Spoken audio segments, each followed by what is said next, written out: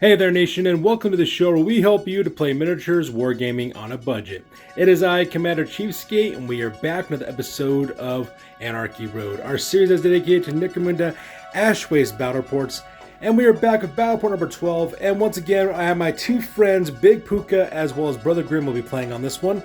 My friend Brother Grimm is playing the Stimm punks, which is his Goliath gang, and my friend Big Puka is playing the Jakhals of the 8 points. It is a corpse grinder cult gang. So you can see both gangs are now lined up, and the scenario for this one is the Beast's Lair is what it is. These guys have stumbled upon a nesting ground for a mutated beast living beneath the ashes of the ashways, and they have to fight to the death until one gang is left standing. At the same time, try to survive with the beast is throwing them at them as well. So that being said, we're going to play some background music real quick. As the music is playing, we'll show you photos of both gangs as well as the rosters. If you want to see exactly what we're bringing for this one, go ahead and pause and take a look at your leisure. So that being said, let's get this battle report on a roll.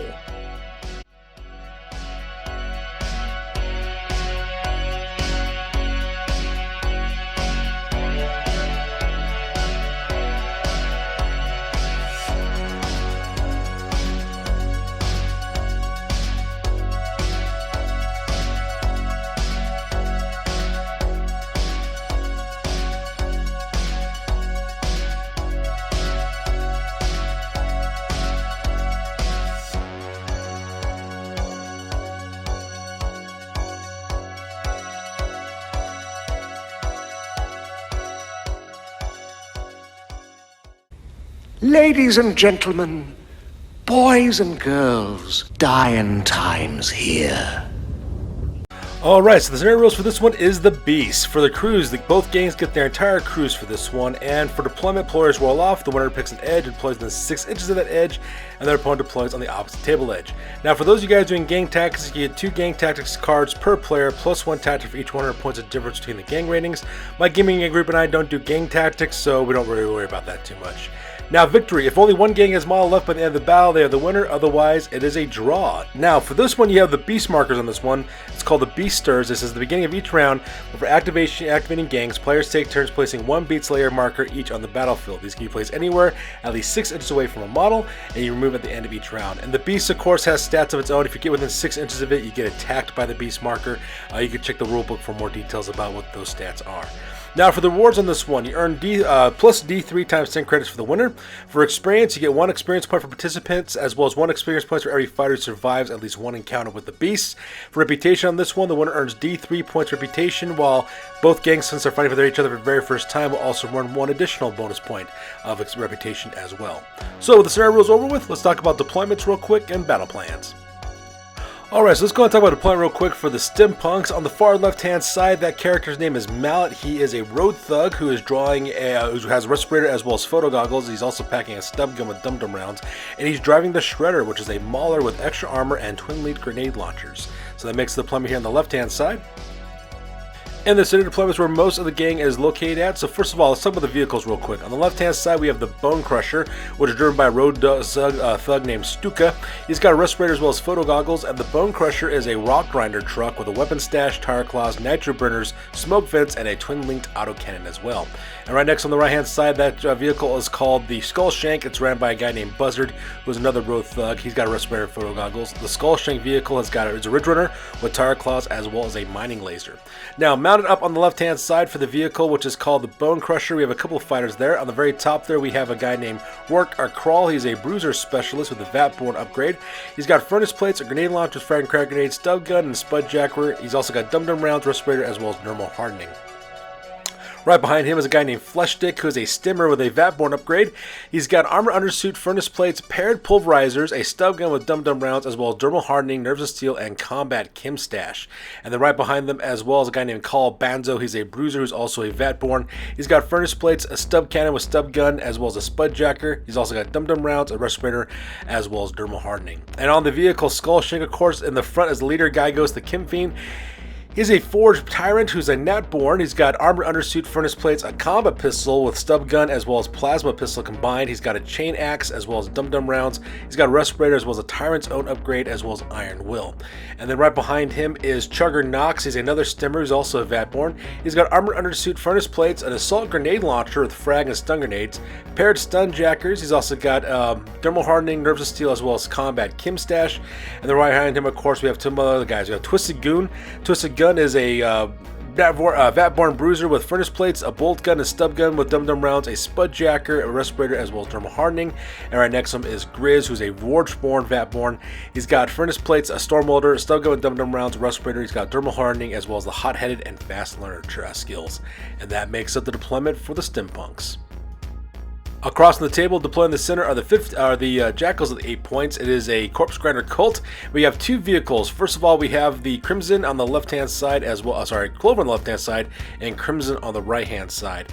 Now, Crimson is driven by a scum racer named Vanya's Shadow. It's a medium vehicle with a transport bed, smoke vents, nitro burner, tire claws, as well as a boarding ramp, and exactly the same thing on the left-hand side. With Clover is driven by a guy named Wes Druka, is his name as well. Now, on the left-hand side, we have a couple of guys there. We have Sever Greel, who's the Butcher. He's got a Butcher's Mask, plate mill armor, armor undersuit, paired heavy chain cleavers. He's also got First to the Fray as well as Commanding Presence skill. We also have Drej Borsha, who's another cutter with Cutter's Mask, plate armor, armor undersuit, rotary flensing saw, dervish, as well as Killing Blow. And in the back we have three Skinners, Banner the Eld, Orlum Ruin Scale, as well as Gerhardt the Skinner. All three guys are equipped exactly the same with Skinner's Masks, plate armor, armored specialist, paired under armor suit rather, paired Butcher's chain cleavers, Berserker skills, as well as the specialist skills. And on the right hand side, we have two more cutters in that group. We have Garn Dramnir and Voss Hadun. They're both equipped exactly the same with Cutter's Masks, plate mail armor undersuits, and rotary flensing saws with the Dervish and Killing Blow skills. And at the same time, we also have two Initiate. The Incrola West, that guy's got Initiate's Mask with mesh armor, Flamer, auto pistol with man stopper rounds, boning sword, and an infiltrate skill. And the Skull Flincer, which is another Initiate's armor with Initiate's Mask, mesh armor, a harpoon launcher, auto pistol with man stopper rounds, a boning sword, as well as infiltrate skill. And then last we have four Initiates on that vehicle named Varsk Akor, Breath Laced with Blood, Drowned Ilvek, and Thessadane of Sinews. All four of those guys are equipped exactly the same with Initiates Masks, mesh armor, auto pistols with man stopper rounds, boning swords, smoke grenades, as well as the infiltrate skill. And that pretty much makes up deployment for this one. So deployment over with, we go directly to battle plans. So now we're back with the battle plan real quick. So I asked my friends exactly what their plans are, and they both have exactly the same thing. One's playing Goliath, the other one's playing Corpse Grinders. They're pretty much, their plan is exactly the same. Try to get stuck in as quickly as possible and try to destroy each other as quickly as possible as well. So they're both close combat oriented gangs, so it sounds pretty good to me. So when it comes to this game, of course, at the beginning of every turn, before any fighter is activated, my friends place beast markers on the table. The green one here represents the Corpse Grinders, while the blue one represents the Goliaths, and we have this purple one, which is the wild card one, which I get to put anywhere I want because I'm taking the video for this. So my friends get to choose where their beast markers goes, and I put a random one just somewhere on the table just to mess with people as well. If you're within 6 inches of one of these beast markers, it attacks the closest target, so my friends will have to watch out for that as they're playing. So that being said, let's go directly to the top of turn number 1, and both of my friends roll off for initiative to see which of them will be going first. We'll be right back after turn 1 activations. So now we're back for the top of turn number 1 for my friend's activations real quick. So let's go and talk about what ended up happening. So first of all, my friend Big Puka actually won the initiative on this one, so he got to go first. So the first thing he did is he took the vehicle Crimson, had it ram this beast marker over here, managed to crush it beneath his treads and managed to kill that marker, so also earning point for his driver as well. My friend Brother Grim decided to do exactly the same thing, moving up his rock grinder truck and opening fire with his twin-linked auto cannons directly into this one and managed to destroy that one. And then lastly, of course, we have Clover. It decided to do exactly the same thing by ramming this beast marker and also crushing beneath his treads as well. So all 3 beast markers are currently dead right now. Looks like my friends, they want to play around with the beast was still on the table. So with that being said, we'll continue on with the rest of the activations.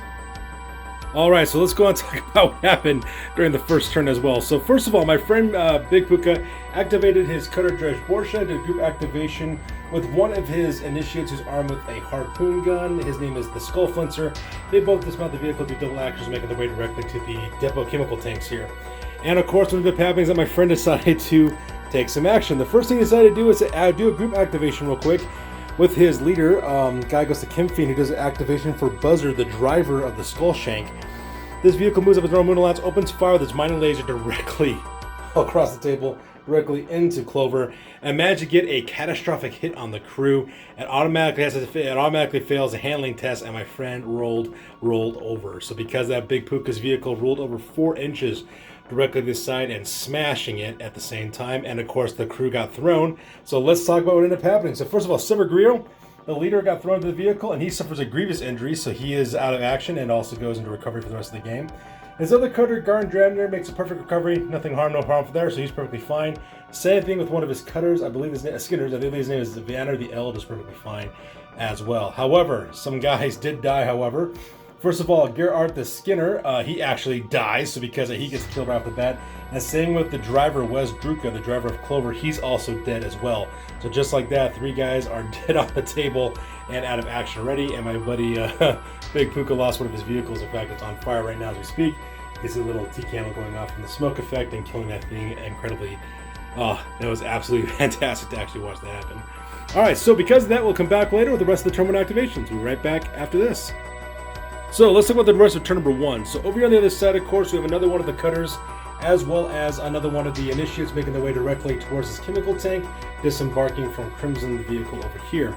Meanwhile, at the same time while that's happening, another scare tries to move directly towards the building. Same thing with this cutter. They try to get out of the way and try to get towards this building as quickly as possible so they don't get shot down. Excuse me. I do apologize for that. Now, for my friend Brother Grimm, however, he does a couple of things. First of all, he moves up his Mauler over here. It moves up his normal moon allowance and opens fire with its twin-linked grenade launchers, passing his willpower test and actually striking this cutter down with a frag blast match to knock him down as well. While that was happening, of course, continuing on with the first of the activation here, I forgot to mention this last time with the leader and as well as his group activation. Guy Goes to Kimfiend did a group activation which started with the driver, causing all that destruction over there. Guy Ghost then, of course, gets off the vehicle, makes his way over here, and then he has Worker Crawl, which is his Chugganox, which is Stimmer armed with his assault grenade launchers, having open fire with grenade launchers over here as well. Managed to put a serious injury on this Skinner, at the same time putting a wound directly on that cutter as well. So those guys are kind of messed up. Now from there, of course, we have other guys moving around the tabletop at the same time. So we have Flesh Stick moving out of the table alongside with another one of his Goliaths, and directly to these guys. At the same time, Grizz also dismounts and makes his way over there, and Boog Puka decides to keep the rest of his guys directly on his vehicle, and that pretty much ends the activation for turn 1. So with the activations over with, we go directly to the end phase. So now we're back to the end of the turn, at the end of the end phase for turn number 1. As you can see, this fighter over here is still seriously injured, so he's currently bleeding out on the ground, and this guy actually made a full recovery, getting a flesh wound instead so he can roll over so that way he can fight in the rest of the battle, and this guy, of course, is still pinned. And that pretty much makes up turn number 1 for this one. So with turn number 1 over with, go directly to the top of turn number 2, and when our friends roll off for initiative, see which of them will be going first. So we go directly to the top of turn number 2, and my friend Brother Grimm managed to get the initiative, my friend Big Puka, managed to get the initiative on this one. So let's talk about what happened. So first of all, the beast markers actually got placed here and here, right directly into the middle of the table. So my friend Big Puka decided to activate his driver of Clover, and it ran forward Crimson, and actually charged directly into the beast marker, managed to kill that as well.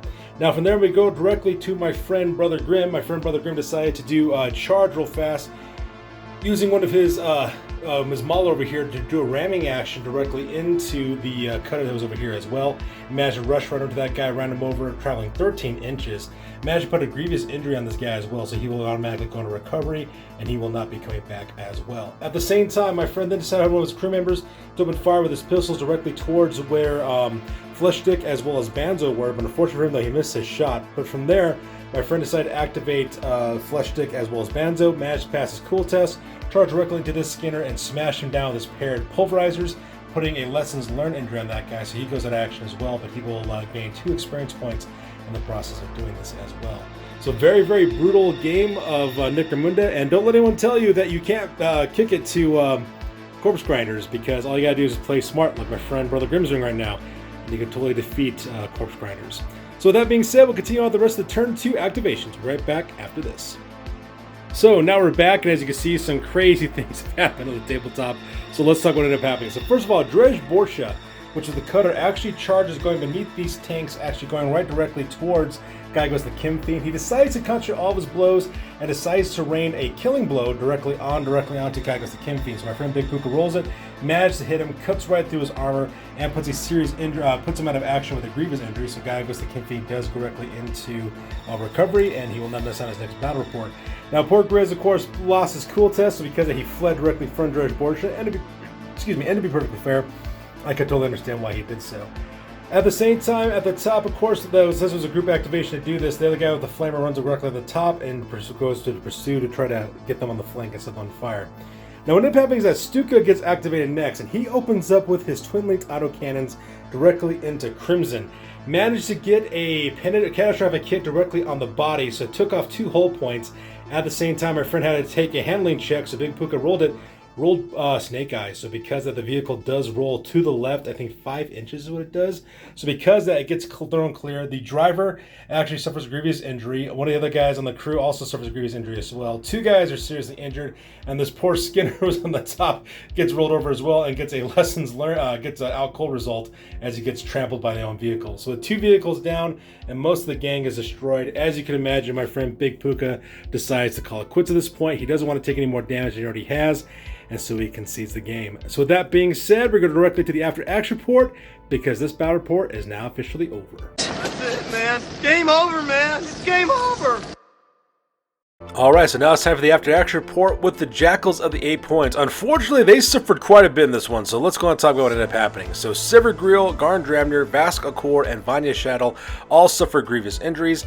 Battle of the Eld got lessons learned, so he earned 2 points of experience points, but he's in recovery. Orlan Runescale was out cold but made a full recovery from there. And Gerhard the Skinner and Wes Drucker both died, so they're eliminated off the roster.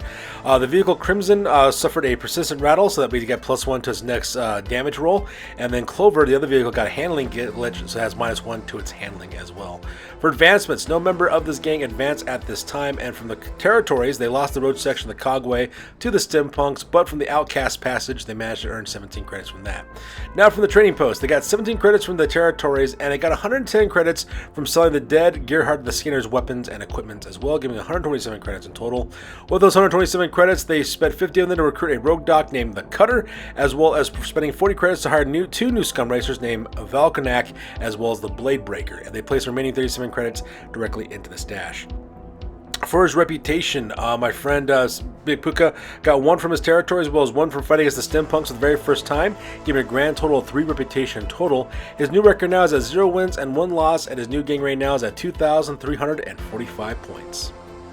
So with that, we then go directly to the Stimm punks with my friend Brother Graham for injuries. His leader, guy goes the Kim Fiend, suffered a grievous injury, so he goes directly into recovery. And that is it. He actually dominated really well in this battle report. For advancements, 2 guys in this group actually leveled up. They're both road thugs. Those guys are named Stuka and Buzzard. Both of them increased their Ballista skill by 1. So now those 2 guys are Ballista skill 3, and they increased their value by 20 credits.